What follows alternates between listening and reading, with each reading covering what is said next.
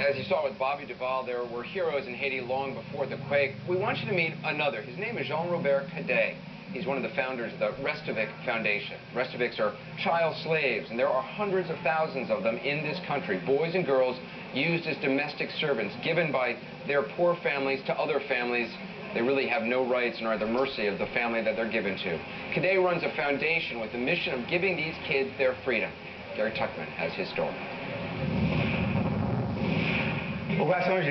JR Cadet grew up in Haiti, and as a child was a modern-day slave, serving a family that literally bought him. The same situation these three girls had with people who bought them. JR helps protect children like these as the head of an organization called the Restavek Foundation. A Restavek is a child in domestic servitude. This past summer, CNN's Dr. Sanjay Gupta introduced us to JR and his work and showed us how he's rescued Restaveks from that life. I want all children to have the same right. But the earthquake is making things worse for JR and the children he protects. A lot of children who are not a Restavek will become Restavek because they lost their parents, they lost their mothers, they lost their fathers, they have no one to turn to. So these children will become Restavek. So what's going to happen is the population, the Restavek population, will increase. JR's foundation is now providing food for orphan children, renting houses for children who have nowhere to go, and hiring new staff to care for them. And this thing called the Restavek servitude, slavery, should not be happening. And I'm hoping after the dust settles, we will rebuild Haiti, a new Haiti, where all children can go to school. JR was abused and exploited as a child.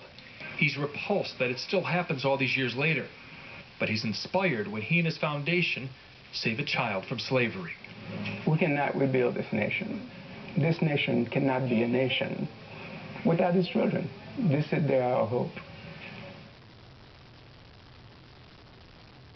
It's got to make JR feel great to have one of his kids placed with a family. Whenever that happens, it's one of the highlights of his life. He told me the story about one particular girl, a 15-year-old girl, who in the midst of getting brutalized and abused, said to him when he met her, "Please, don't ever forget me." And he said, "I promise I won't forget you."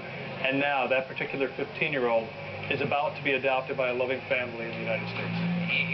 I think a lot of people don't understand this system, this Restavek system here. This is essentially poor families who give up their child or sell their child to another family, and maybe that family is richer, or maybe that family is not that much richer at all, but they live in the city, and they can do whatever they want with that child. Well, ostensibly, the poor families believe these children will get schooling and get a better life. That's not usually what happens.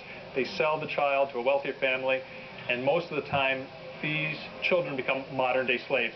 And they get up earlier than everyone in the house, they stay up later, they don't go to school, and they often get sexually abused, they get beaten. It's terrible. We've seen a number of them in hospitals or in makeshift camps, injured, basically been dumped by their adoptive family, the family that they've been working for, because the family doesn't want an injured child, and maybe the family doesn't even have a home anymore, so they don't want to have an extra mouth to feed.